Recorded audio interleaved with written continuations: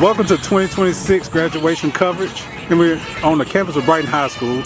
And as you can see, a few of our class of 2026 top 10 here at Brighton are getting ready with their silly string because a tradition is about to take place. Their target, Mr. Brian Crowson, he's getting ready mentally and physically for what's about to come. Thank you for being a good sport, Mr. Crowson. So they're getting their... Hey, y'all can't open the can. Let's go. Now he's saying if they can't open the can, they can't do it. So, and this is supposed to be the top 10, the smartest kids on campus. But they're gonna figure it out. They're gonna figure it out. So we'll be back in a second with the tradition. Okay, so Mr. Crowson is surrounded, and we're about to count down as we look at, we're gonna get photo evidence of who's spraying him. So, because he said he might hold on to their diplomas. Okay, everybody ready? In 5, 4, 3, 2, 1.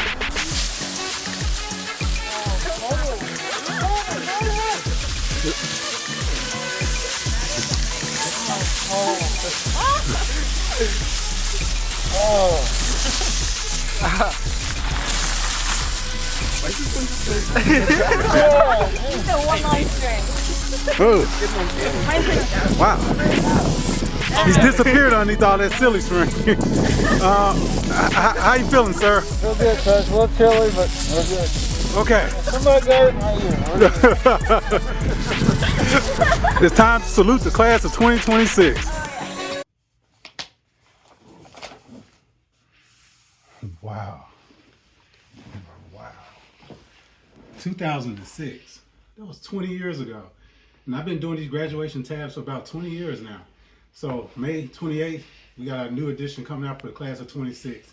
But we've been doing a new tradition around here, a video to celebrate each class the last few years. So the class of 26, you just saw Brighton High School silly string, their principal, Mr. Crowson. Thank you for being a good sport.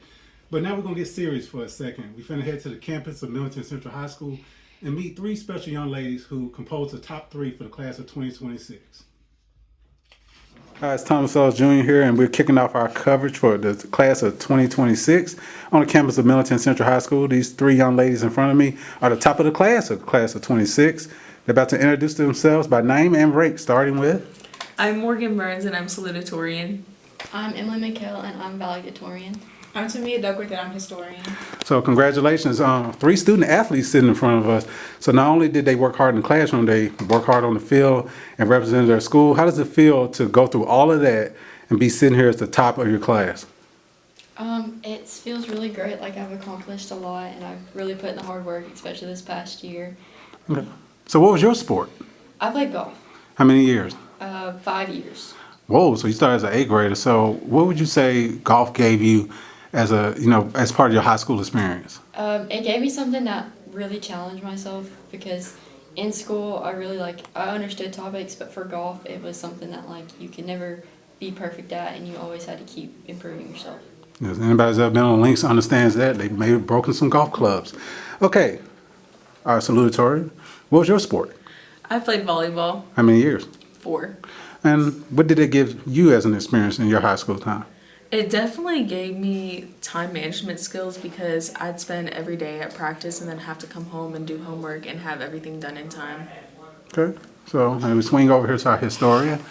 She gets to reflect back on her historic time playing what sport? Soccer. And what did it do for you, being on the pitch? It really taught me resilience, because you could always be the best, but there's always going to be somebody ahead of you. So you just have to keep trying your best. Okay, well, y'all 3 young ladies did y'all best, because I'm looking at champions in front of me. We got multiple sub-state, sectionals, whatever you want to call it, appearances, regional championships in golf and everything. How did it feel to have that team success and holding up plaques that are going to be in your school forever? It was really nice to actually get to, because golf's such an individual sport, so for us to win as a team, it felt like we all finally came together as one and put in the work together. Man, you had some historic teammates with Emma and Allie, and they signed to go play golf. So how was your relationship with those young ladies? At golf, we were always just cutting up, having a good time. It wasn't really about practicing, it was more about just kind of hanging out.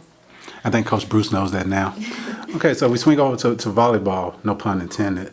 Multiple sectional appearances, and that dang Covington team. I know this will be evading your assistance forever, but just talk about those times of y'all having success and winning.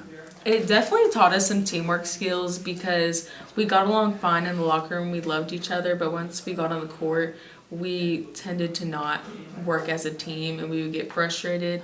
But then when we won the big stuff, like it made us feel more confident in our teamwork skills.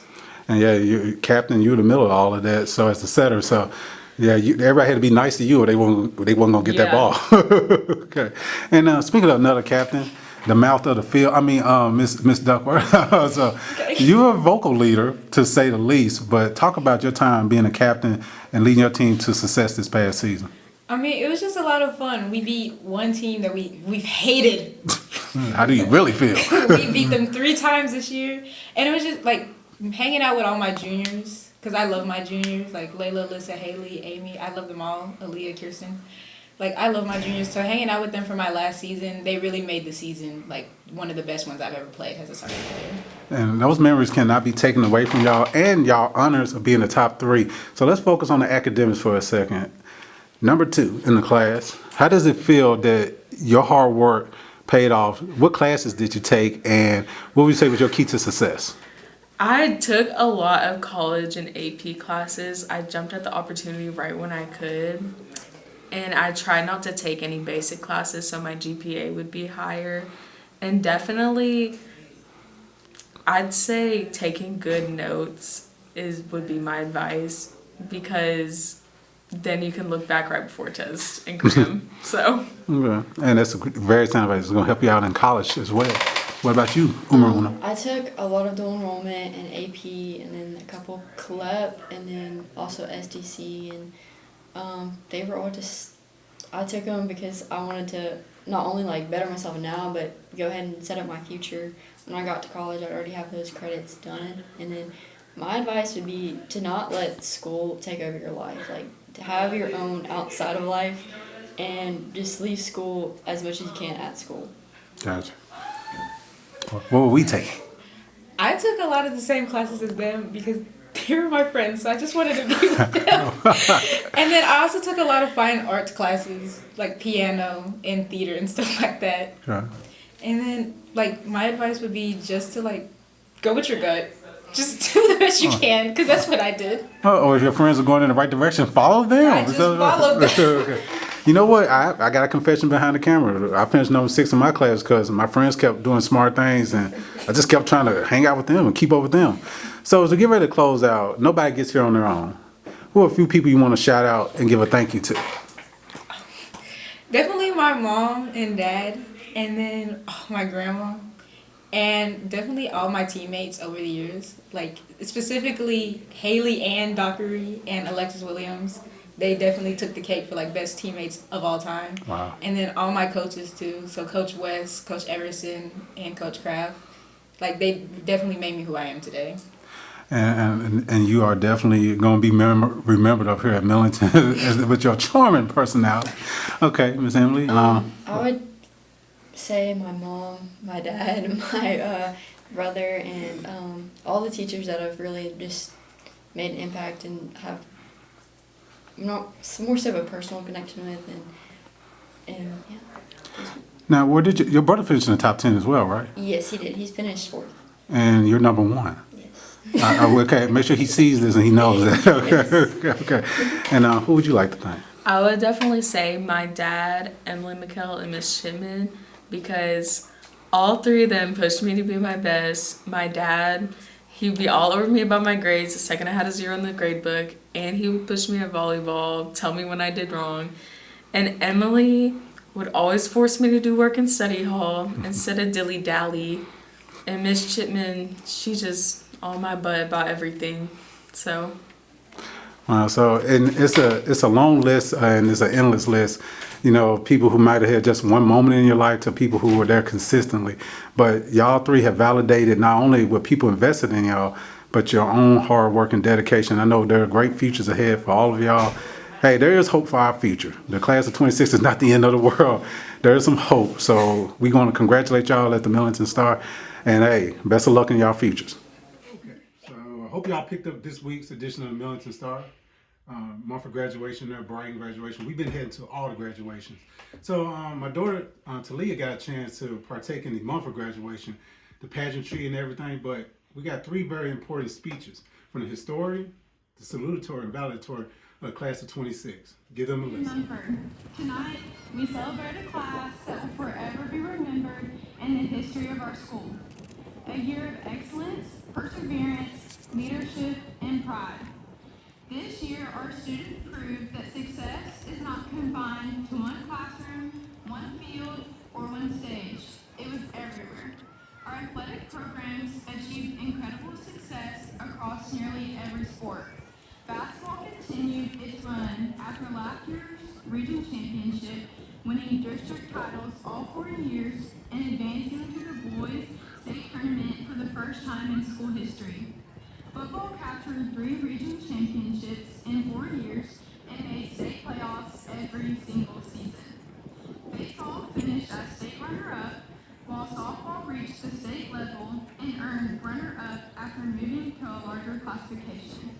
And somewhere in there, our success against county rivals became so consistent they eventually stopped playing us altogether.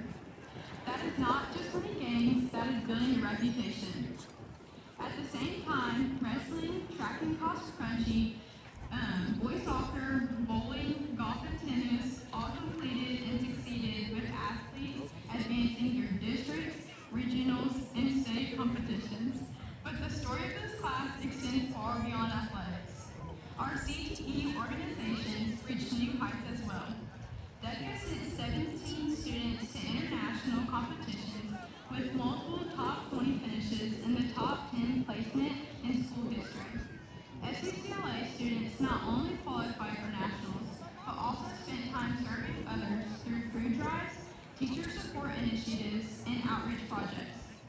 HOSA students continue the tradition of excellence by placing at state and international competitions, while also producing the largest group in school history to qualify for CCMA medical certifications. FFA students earned regional and state championships, produced state officers, and even established the first high school veterinary clinic program. Our fine arts programs also made history. The band earned its first ever trip to Grand Nationals in Indianapolis, while adding regional honors to Band Masters recognition. Color Guard moved up an entire class division and continue to earn championship level success. Theater has been recognized as a Tennessee Distinction School while winning an award through the Orpheum and continuing to be recognized.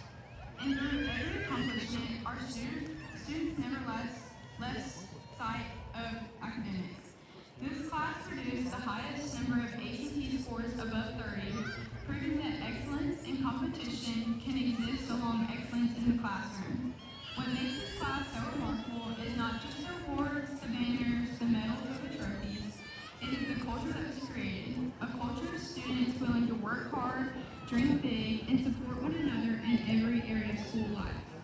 To every teacher, coach, sponsor, parent, grandparent, and supporter, thank you for making this unforgettable year possible. And to the class of 2026, congratulations and thank you. Good afternoon. I would like to thank everyone for attending the graduation ceremony for the class of 2026. I also want to acknowledge all those present today for their contributions to making this ceremony possible. Thank you to our family and friends who are here for their consistent and ongoing support for our class. Thank you to our faculty, administration, and staff of amazing teachers who showed nothing but dedication to each student, striving to help them achieve academic and personal excellence. The class of 2026 is truly indebted to all of our support systems, and we cannot be more grateful for the examples of kindness and leadership that gather at the ceremony today. I'm sure I don't need to emphasize how rewarding and fulfilling this moment is. However, today is not special for what you received, it is special for what it took to receive it. Each student before me struggle, hardship, and doubt in their academic careers. Today is a celebration of overcoming those struggles and uniting at the same milestone. Simply, the ceremony is a symbol of dedication and proof of readiness to excel outside of the environment we strive in. Take a deep breath and relish in the fact that you will never have to do another Delta Math assignment ever again.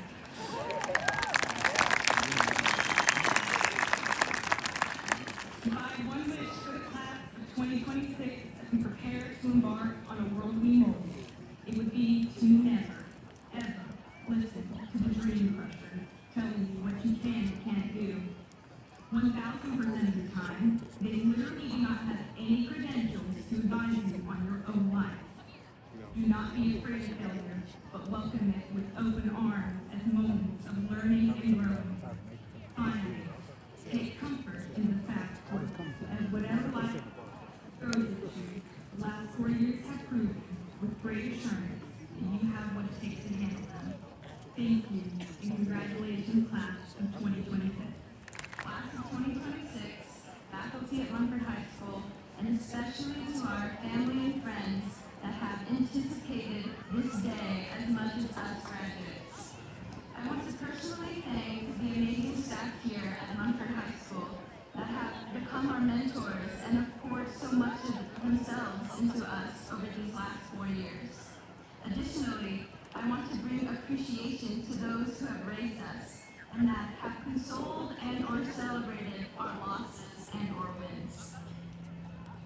When I was tasked to write a speech that would inspire my class to go forth, change the world, and leave it better than we found it, I realized just how underqualified I am to write such a charge. I ordered the quotes of all my heroes, hoping they would have the words that I don't. When I learned from Antonia Nuevo, the first Hispanic and first woman to be the U.S. Surgeon General, Martin Luther King Jr., a prominent civil rights leader, or Obi-Wan Kenobi, the greatest Jedi to ever live, is that changing the world is about money, status, or recognition. Martin Luther King once said, life's most persistent and urgent question is, what are you doing for others? My message to you all today is that changing the world does not require you to create the next tech company, or be on TV, or have some semblance of fame and fortune. Rather, change requires you to be and live where your feet are. Change is being intentional with your relationships, whether it's familial, platonic, or romantic. Change is smiling at a stranger. Change is facing our personal fears to be better for those we love in the present and forthcoming. Change is learning who we are through our failures and shortcomings, so that when the time comes, we know who we are and what road we wish to travel. Furthermore, I want to encourage everyone to not let external and internal voices limit you, the voices that don't think you belong or should be in the room where it happens. Myriads of unique perspectives and experiences equip every individual with a voice that has the ability to manifest change and a better tomorrow, not just for ourselves, but the ones we are passing our legacies down to and for. Most importantly, I want to thank the class of 2026 for these last 4 years. Thank you for the football games in the stands, playing show tunes, and dancing. Thank you to the friends that inspired and empowered, the friends that stayed up late and cried over finals and tedious projects, the homecomings in the gym, the pep rallies, the laughs, and the stories shared in class. Finally, I want to leave you guys with one last quote from Rita Kahlo, a prolific activist and artist. Nothing is absolute, everything changes, everything is. We're all moving on to different paths, whether it's university, the workforce, the military. But I know that we all have the power to make something great of ourselves. So tomorrow, when we wake up as adults, I hope we start to empower, change little by little, and take our great destinies day by day. Thank you, and congratulations. 1996. They didn't do the graphics any justice back then. I can't even tell who's the top 10. I'm going to make it real simple for you. You're going to know who the top 10 for Millington, Munford, Brighton, and TRA. Look, just look. Chad Blunt on the beat.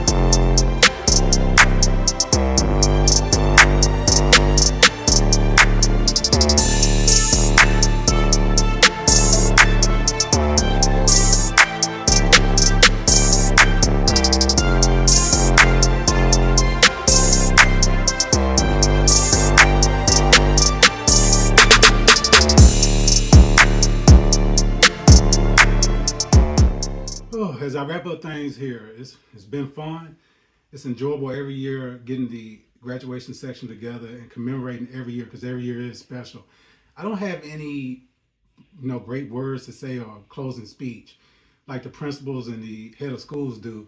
So I'm gonna let Dr. Graham handle things here from TRA as he talks to his class of 2026. I think it's just good advice for all of us in life. Thank you for supporting us here at the Millington Star. Remember, go get your graduation tab on newsstands. Graduates, no two of your journeys have looked exactly alike. Each of you has faced your own challenges. You've navigated adversity, you've celebrated successes, you've learned from failures, and you've grown not only in knowledge, but in character. Today we celebrate your accomplishments, but perhaps even more importantly, we celebrate people that you're all becoming.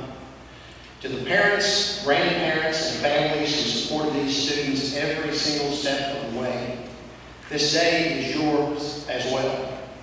Your prayers, encouragement, sacrifices, and steadfast love have helped carry these young men and women to this moment. Thank you for believing in them, even on the days that they may have struggled to believe in themselves. And to our faculty and staff, thank you for the countless ways you've invested in this class.